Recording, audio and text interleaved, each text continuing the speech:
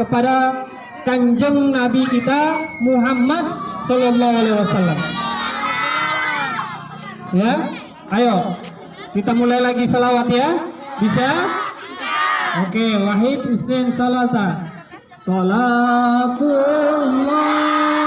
salamullah ala Rasulillah.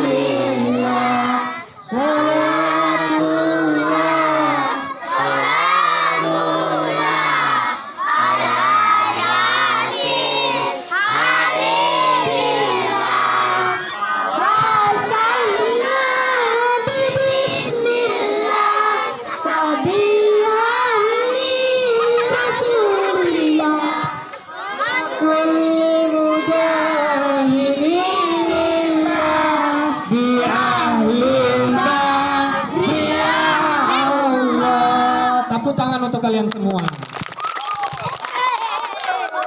Ya.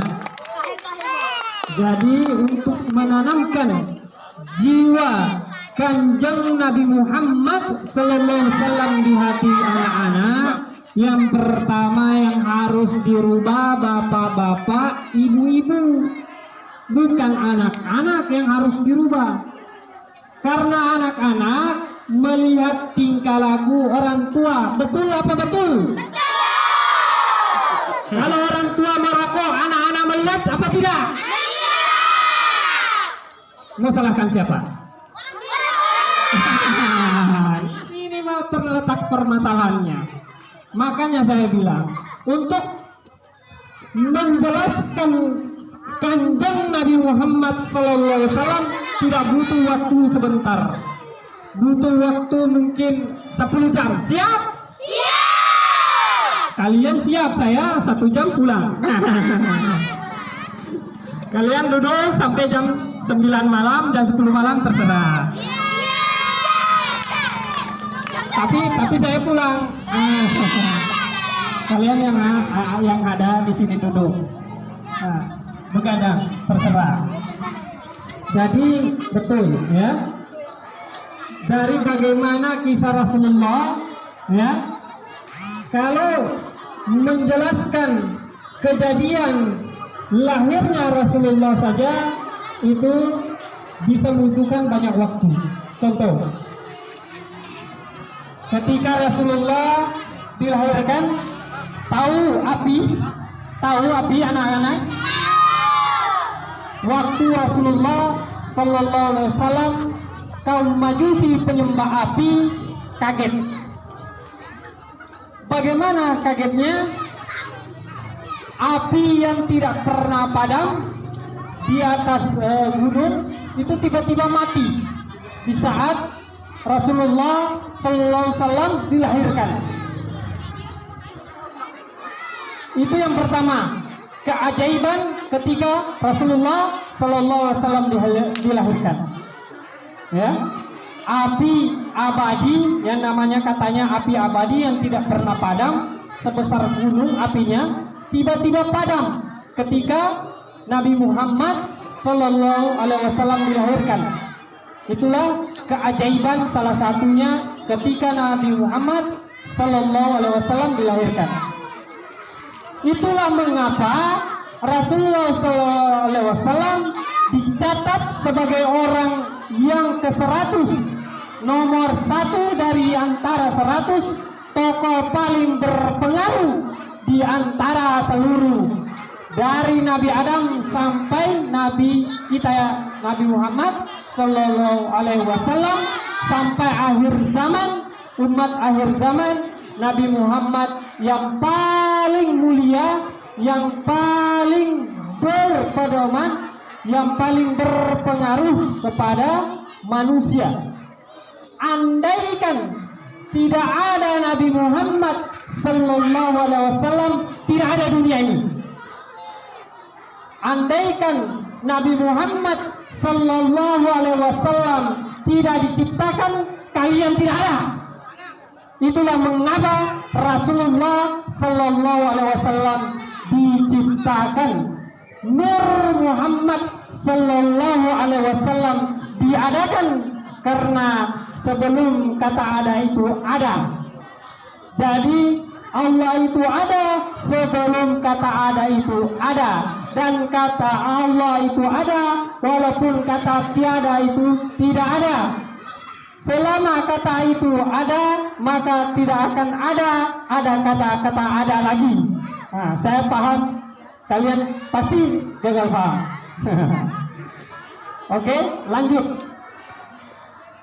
Ketika Nabi Adam alaihissalam diturunkan dari surga, Nabi Adam alaihissalam bertaubat, menyanjung-nyanjung asma Allah. Ya Allah, saya menzalimi diri saya. Rabbana zalamna anfusana wa illam taghfir lana wa tarhamna lanakunanna minal khasirin. Ya Allah, saya menzalimi diri saya, ampuni saya. Ribuan kali beristighfar, astagfirullahalazim. Ribuan kali bertaubat, astagfirullahalazim. Ribuan kali memanggil asma Allah. Allah tidak berkutik, Allah tidak memperdulikan Nabi Adam alaihissalam. Tapi ketika Nabi Adam alaihissalam menyebutkan nama Nabi Muhammad sallallahu alaihi wasallam, apa kata Allah Subhanahu wa taala? Di manakah engkau melihat namanya Nabi Muhammad sallallahu alaihi wasallam?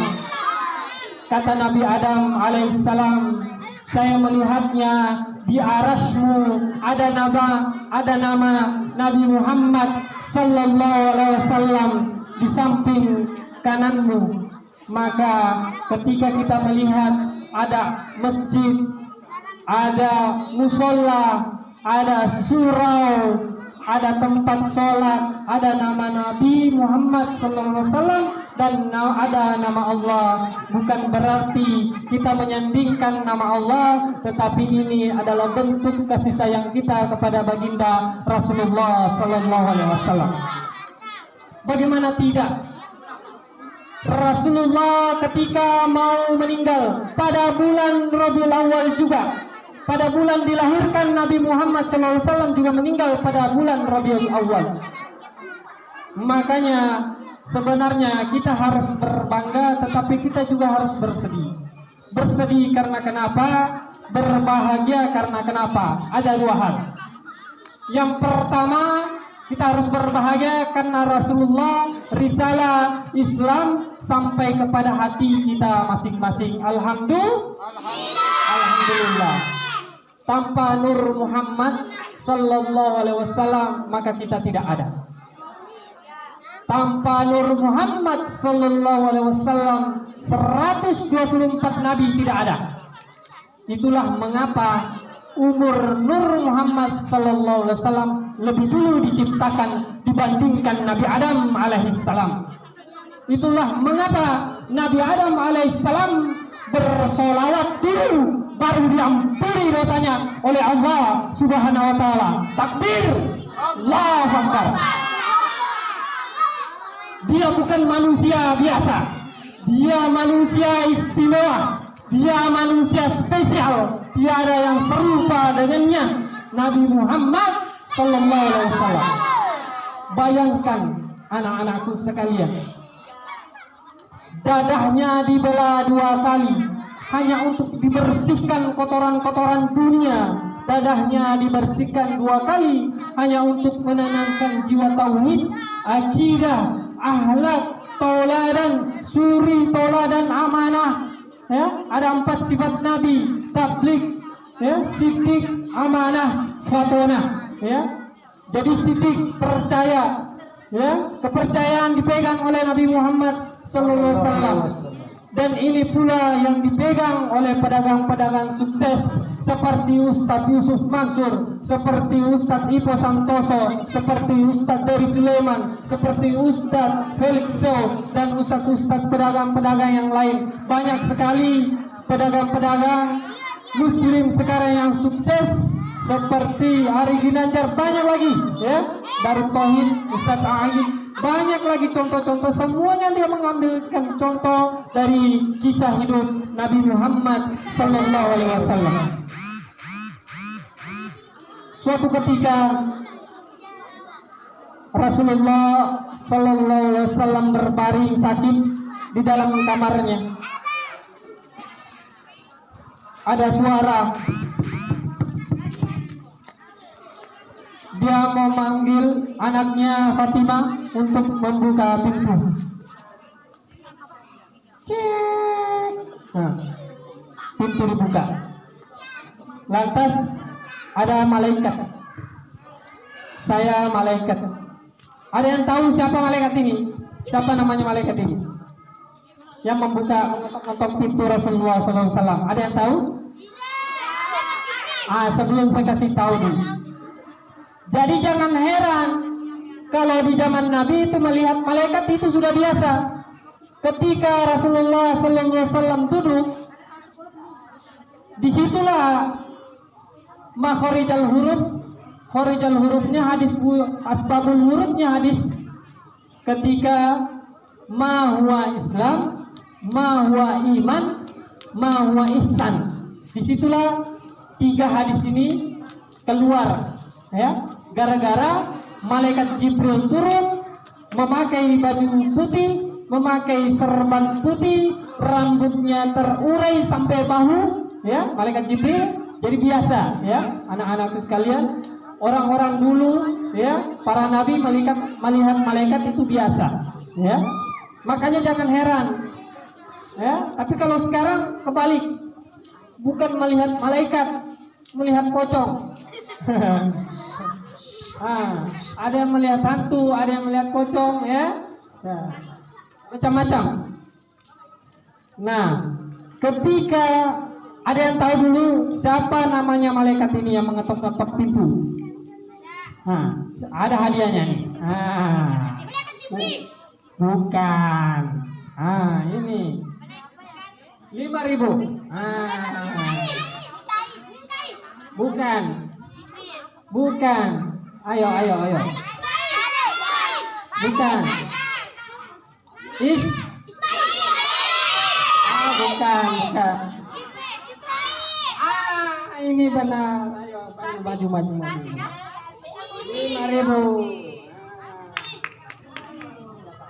Alhamdulillah.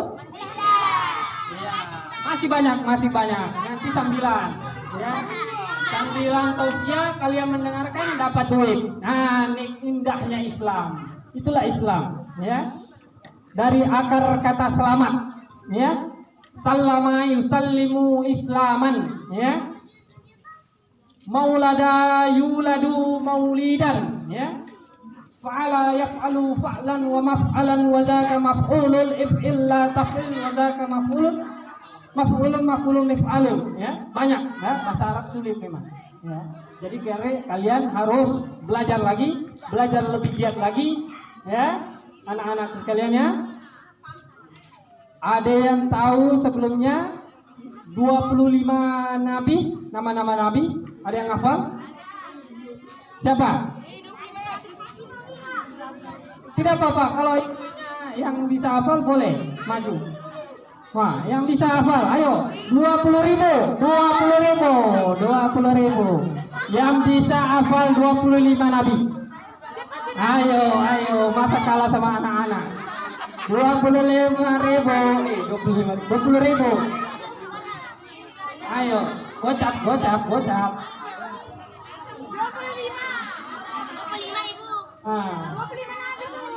Ayo, masa tidak hafal? Masya Allah, gampang ini. Sambil nyanyi boleh, sambil joget boleh, terserah. Yang penting hafal. Nah, saya kasih Nabi Adam yang pertama, Nabi Muhammad yang terakhir. Coba. 25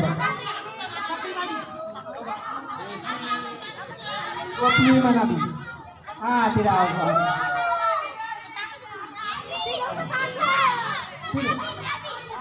Ayo maju. Tepuk tangan untuk Abi.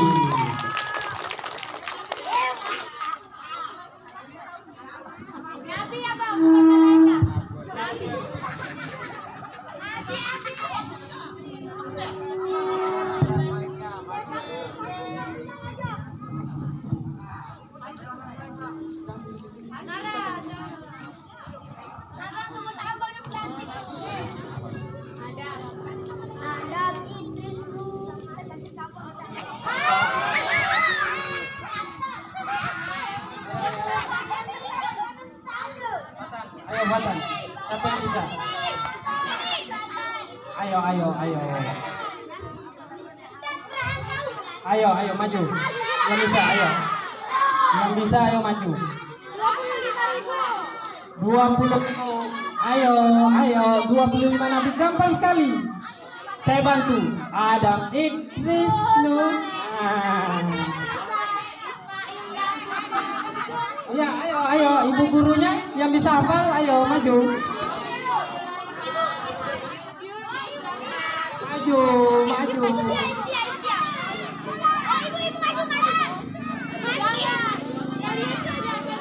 Ayo anak-anak dulu. Kalau anak-anak tidak ada, ya kasih ibu gurunya. Ayo, maju dulu. Buktikan. Buktikan SD Milenial adalah mampu menghafal nama-nama nabi.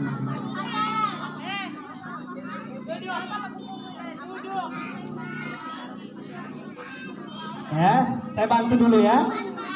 Ada Idris, Nuh dan Hud, Soleh, Ibrahim dan Lut, Ismail, Ishak, Yakub, Yusuf, Ayub, Suaib, Musa, Harun, Zulkifli, Daud, Sulaiman, Ilyasa, Yunus, Zakaria, Yahya, Isa dan Nabi Muhammad sallallahu alaihi wasallam. 25 nabi. Ayo, ulang. Ayo, Iki. Ayo, coba dulu.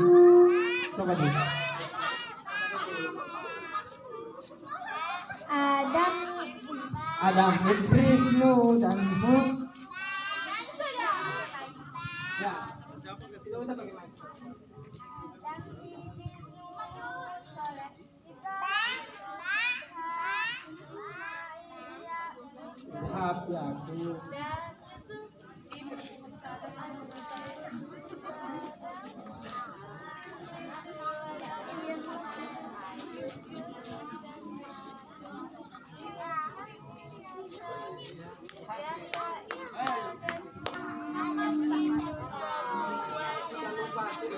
Tapi tidak apa-apa karena sudah berani maju.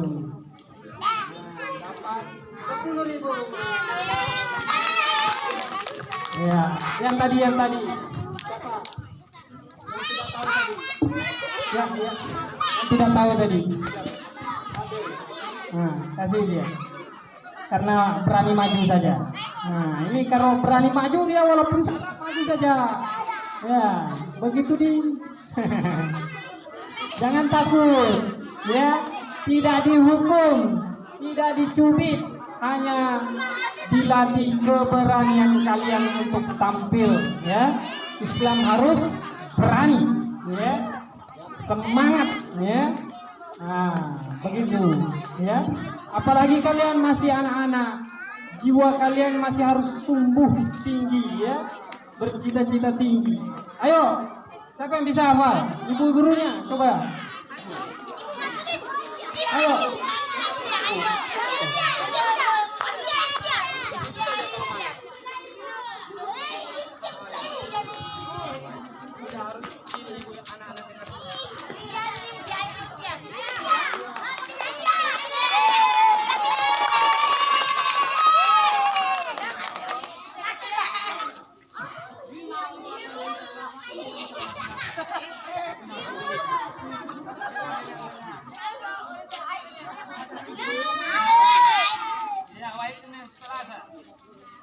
Adam, Idris, Nuh, Soleh, Ibrahim, Lut, Ishak, Ismail, Yakub dan Yusuf, Su'aib, Harun, Musa, Daud, Zulkifli, Sulaiman, Ayub, Yunus, Zakaria, Ilyas dan Ilyasa, Yahya, Isa dan Muhammad, itu semuanya nabi kita umat Islam.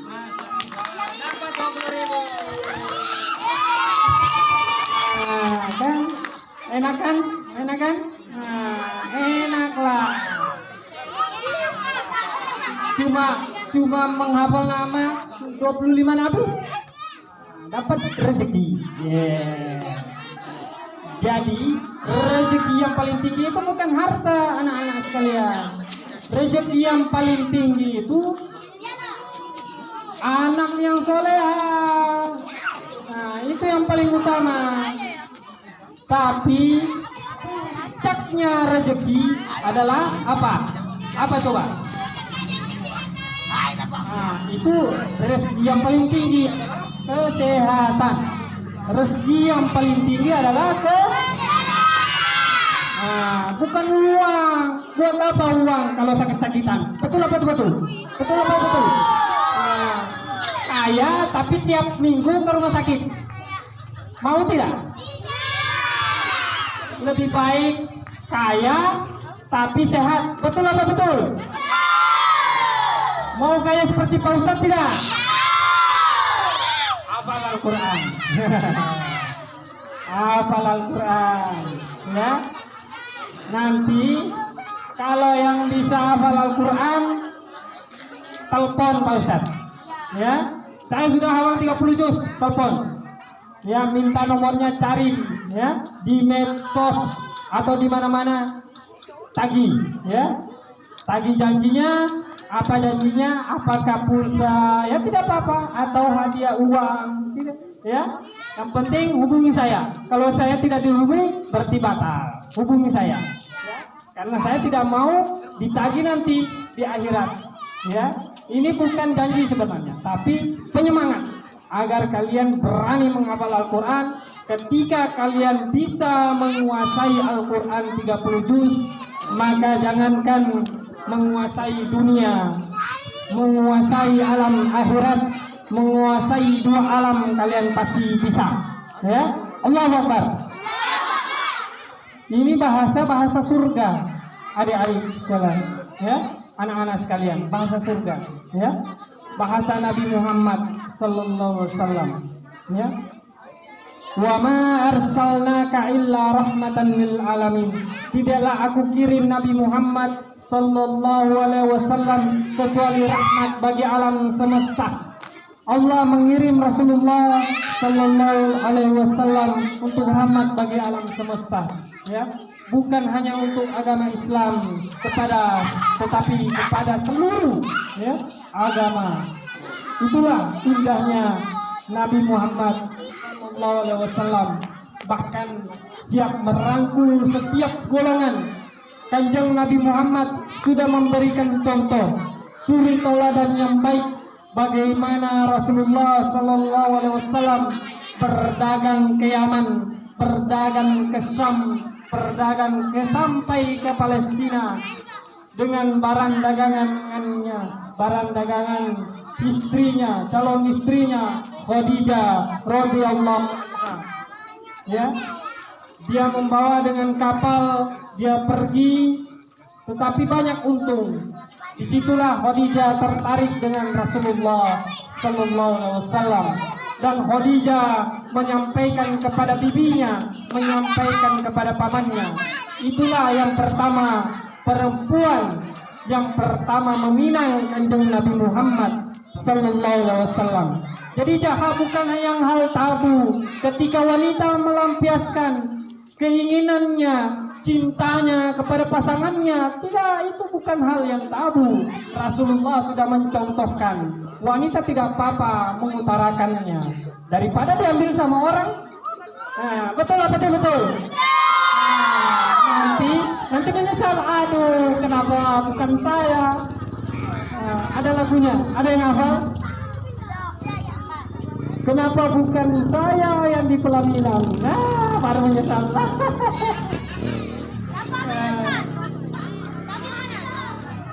Jadi makanya tembak duluan, mumpung Ustadz Bali masih single. Tepuk tangan.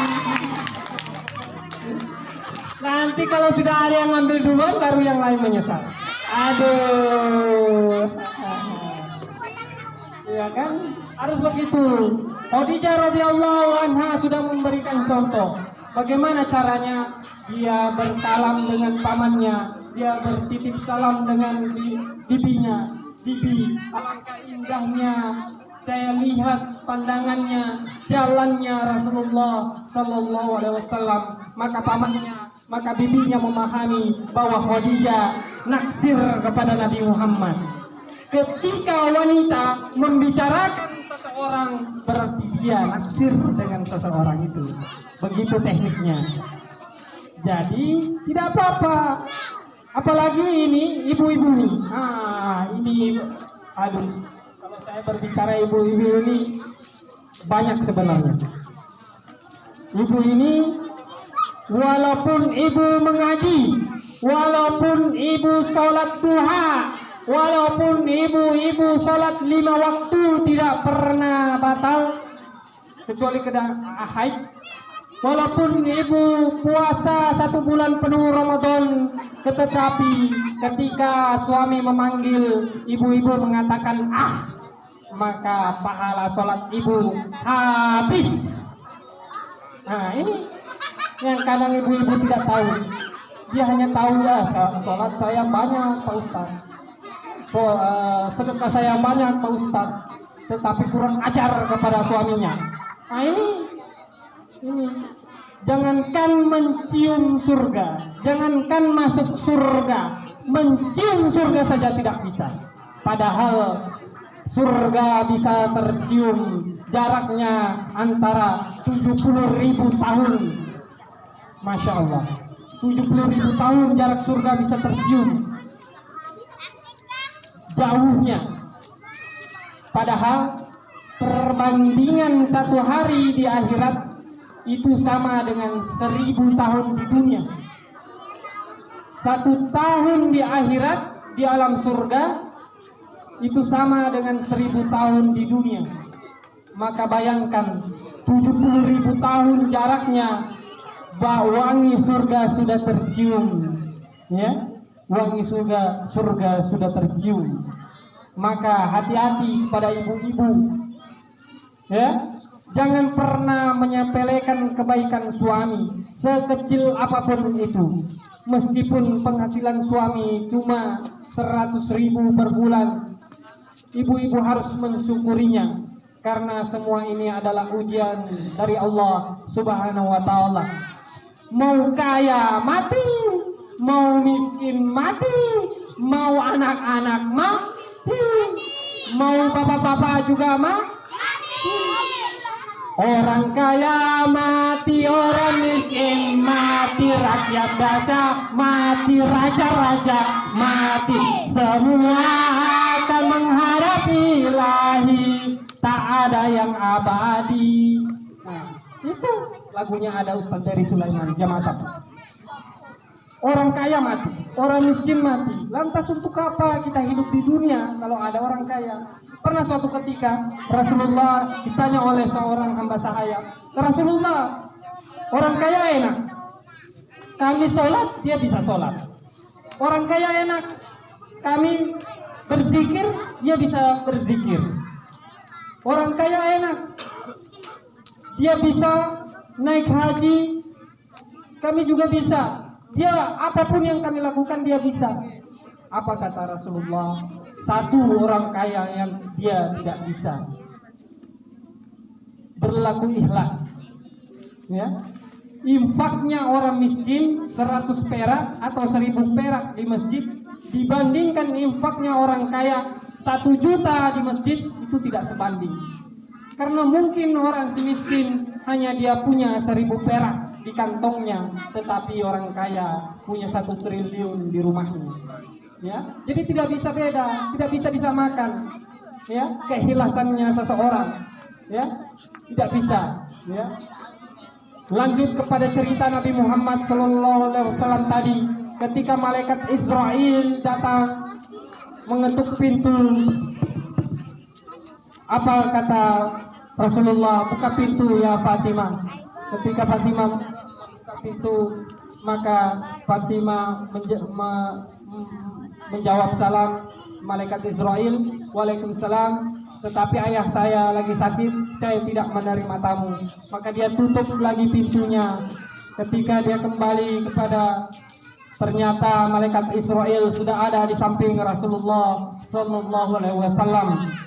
Seketika itu pula Nabi Muhammad Sallallahu Alaihi Wasallam bertanya kepada malaikat Israel, mana malaikat Jibril ya malaikat Israel?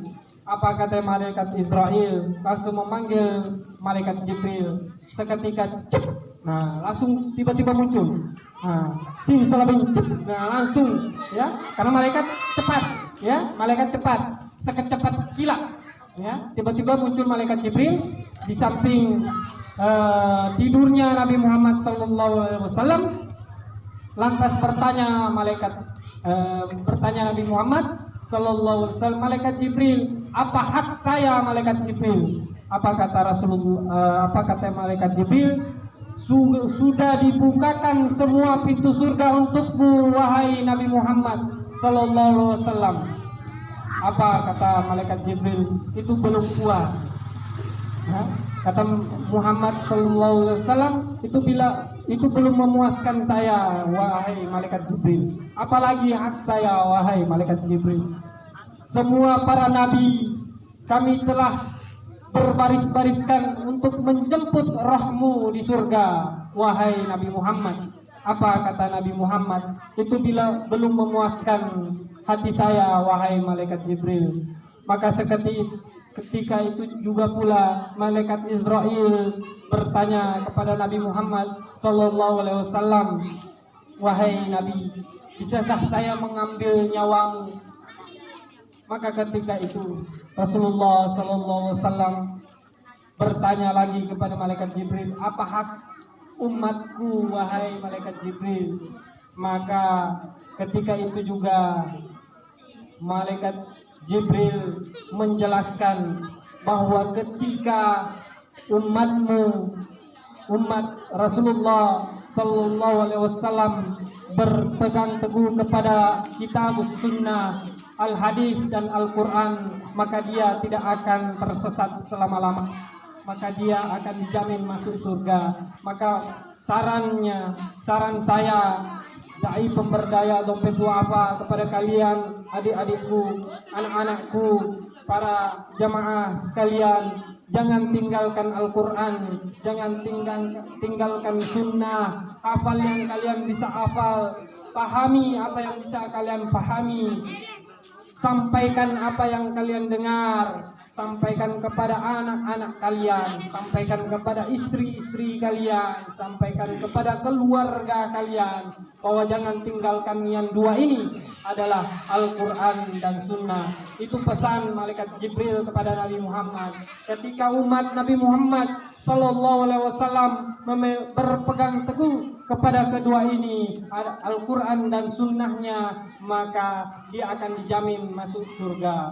Man qala la ilaha illallah dakhalal jannah. Laqad kana lakum fi Rasulullah uswatun hasanah.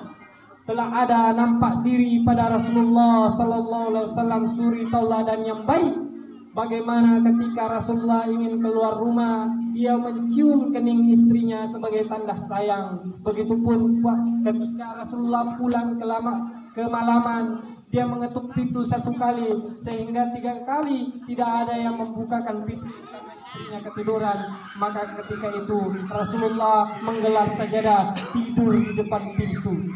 Ketika pagi subuh, istrinya Khadijah radhiyallahu anha melihat suaminya, maka pertama meminta maaf bukan istrinya Khadijah, tetapi siapa?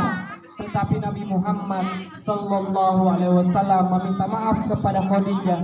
Maafkan saya istriku, sayangku, bidadariku, karena saya terlambat pulang sehingga saya harus tidur di depan pintu. Masya Allah, akhlaknya kepada istrinya luar biasa indahnya, sehingga kita pun terpesona dengan hikayah-hikayah, cerita-cerita tentang baginda Rasulullah Sallallahu Alaihi Wasallam.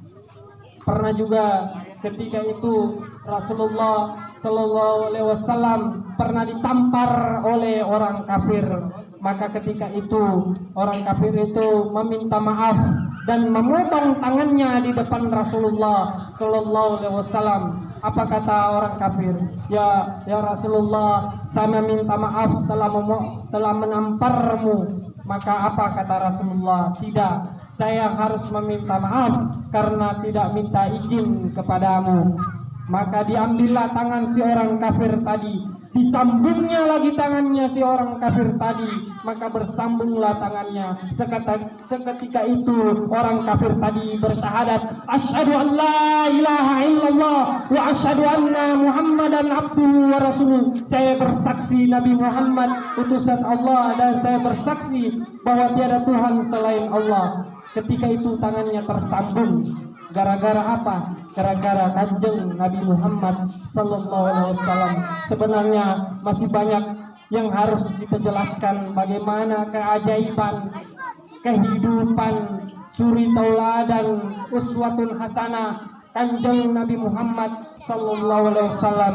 Tetapi tidak butuh waktu yang harus sesingkat ini ya. Sebenarnya masih banyak waktu yang harus jelaskan bagaimana Rasulullah sallallahu alaihi wasallam menyebarkan agama Islam kepada seluruh alam, mengirim khalifah-khalifahnya, mengirim firqah-firqahnya, mengirim jamaah-jamaah. Ada yang ke Cina, ada yang lari ke Sumatera, ke Barus, Sumatera, ada yang lari ke Afrika, ada yang lari ke Turki, bagian Eropa, Asia. Banyak sekali kiriman khalifah-khalifah, dari Khalifah Utsman, Khalifah Abu Bakar, Khalifah radhiyallahu anhu Ali bin Abi Thalib. Banyak sekali kiriman-kirimannya yang harus kita jelaskan, yang berhubungan dengan baginda Rasulullah SAW. Tetapi waktu ini terlalu singkat hanya untuk kita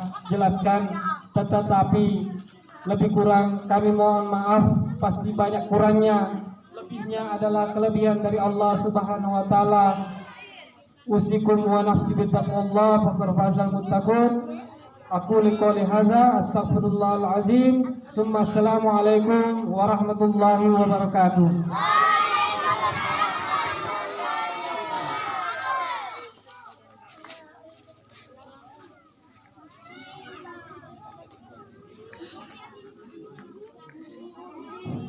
Baik, itulah tausiah yang dibawakan oleh Ustaz Ranal. Semoga kita bisa menerapkan di kehidupan sehari-hari kita. Acara selanjutnya tarian yang akan dibawakan oleh siswi Min 1 Sika Darat Pantai. Kepada Andini dan teman-teman dipersilahkan.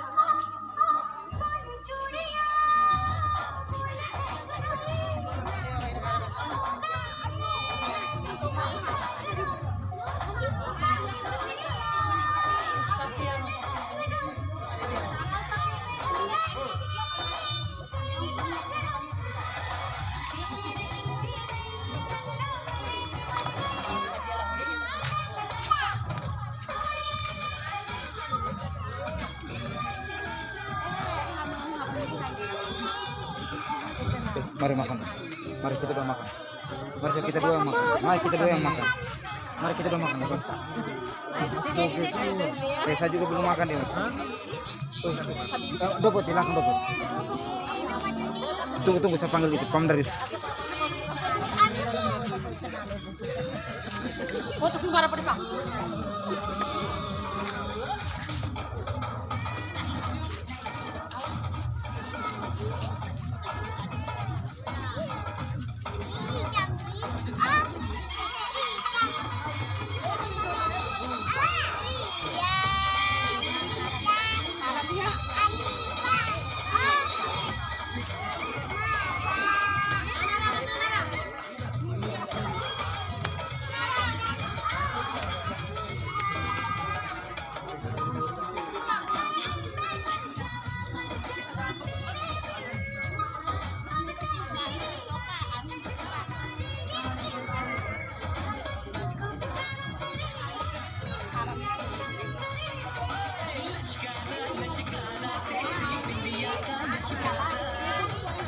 Champion.